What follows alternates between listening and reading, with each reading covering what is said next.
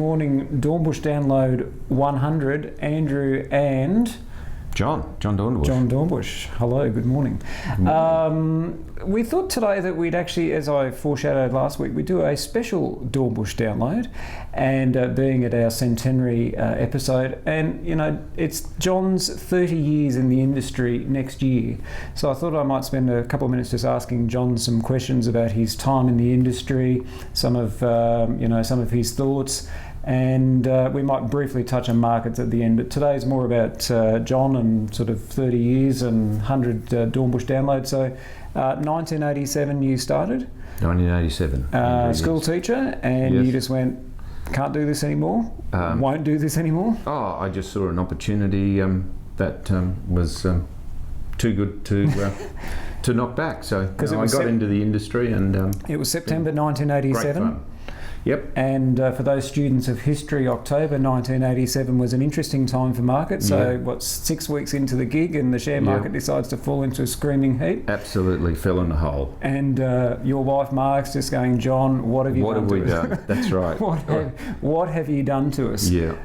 And the office at that stage was in Ruthven Street. Correct. I can't remember what number it was. It was pre-public trustee. Yeah, in the T&G arcade upstairs, a little postbox size. And you shared an office with someone? No. I had my own little office. It wasn't very big. Yeah. Little shoebox. So myself and a couple of clients could fit in there, basically. So tell us what, 30 years ago, what was a standard day? So, you wake up, morning margs, what happened from there?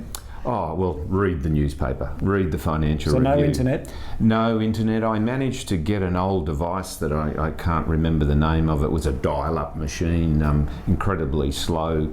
That was the best technology available at the time, and I was the only guy in the local area that had that piece of technology, because people thought it was amazing you could execute a trade on the same day they placed it.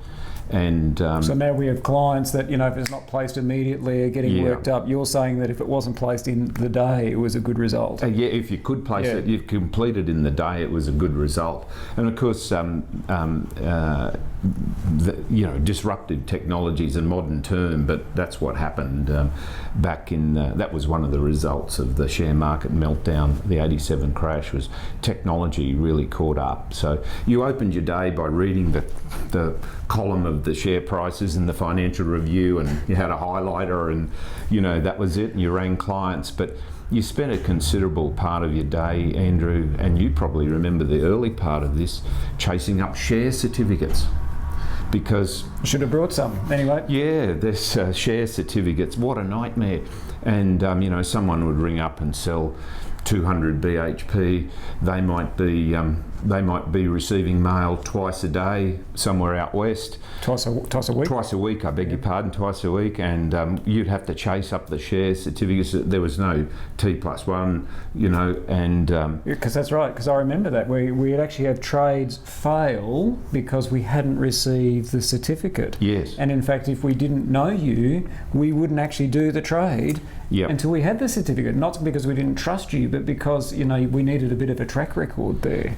And some of the certificates had been replacement certificates. Some had not the full surname, odd lots. Odd lots. That's right. There was odd lot, and you changed odd lot brokerage rather, and so odd lots. You had to sell in certain increments dependent upon the value of the shares. Correct. And I can't remember what the sliding scale was now, but basically you had odd lot brokers, and what odd lot brokers would do would aggregate all these smaller parcels together. That's so right. say it was like BHP, and you had to sell them in lots of 50. Yeah. You basically found the odd lot broker who would aggregate all these little ones together to create a lot, and they sort of made money on the difference between the different levels of brokerage. That's right. So you spent a lot of your day chasing up share certificates and sorting that out, in amongst receiving checks in the mail and all that sort of inefficient stuff.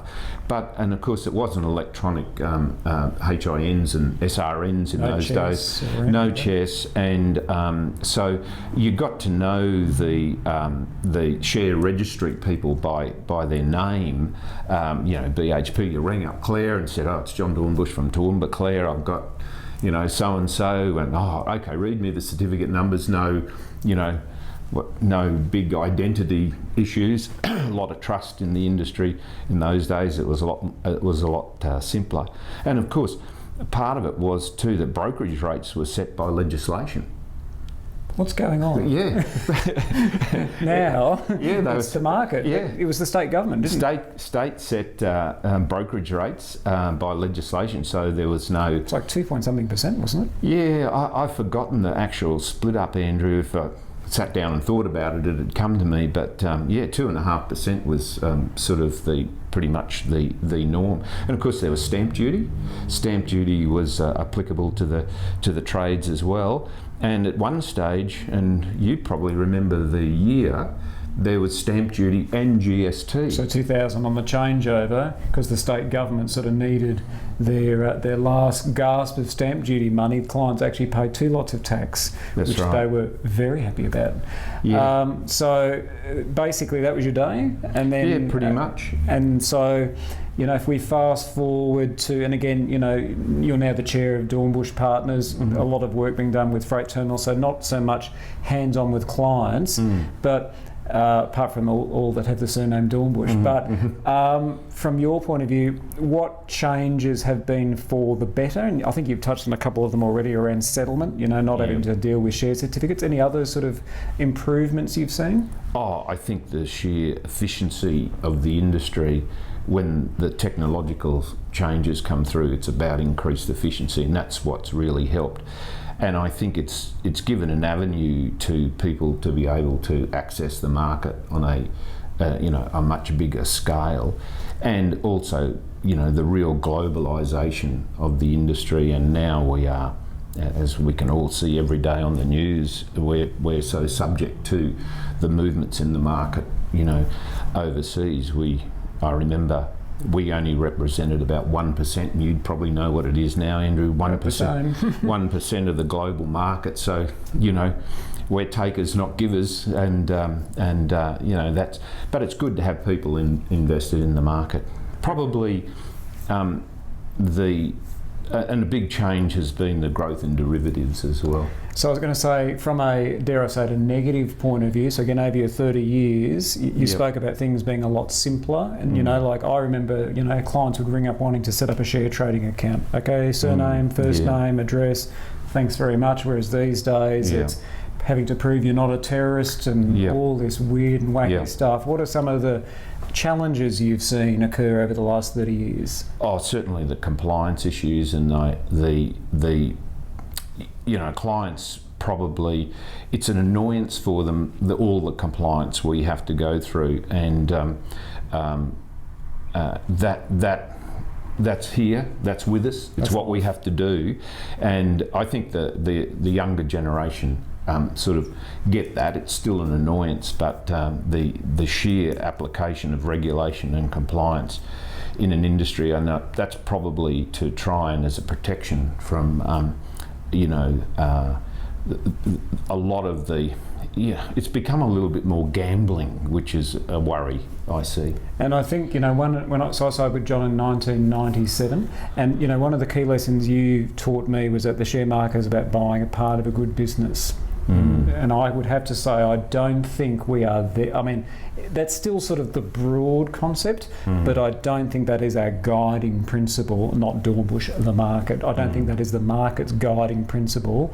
It's a lot more sort of short-termism, and, you know, we were just talking before, 85% of all trades is now algorithmic trading. So again, 30 years ago, there would have been no such thing as algos. No, I guess you can say it was simpler times in the respect that the share market was just a vehicle to hopefully buy a slice of a good company, you know, that was well run and would continue to make profits and pay dividends.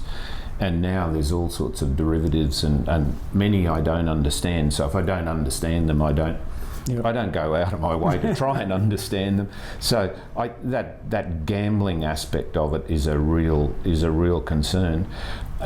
You know, you can do all the mathematics you like about a company or some algorithmic model, but the reality is people who make good investors, and you can include the share market in that, are people who understand crowd psychology. And emotion. And emotion. Keep their emotions under control. And once you put a dollar sign in front of something, emotion enters the room, and common sense tends to leave.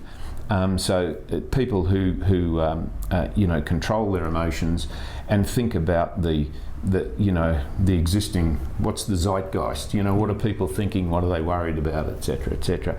And of course you put trends into that and all sorts of things. It's a lot more complex these days. Well, I think we might wrap up Dornbush download 100 and that. I think we could do this for a lot longer, but John, thank you for your time. Pleasure, Andrew. Thank you. And till next week.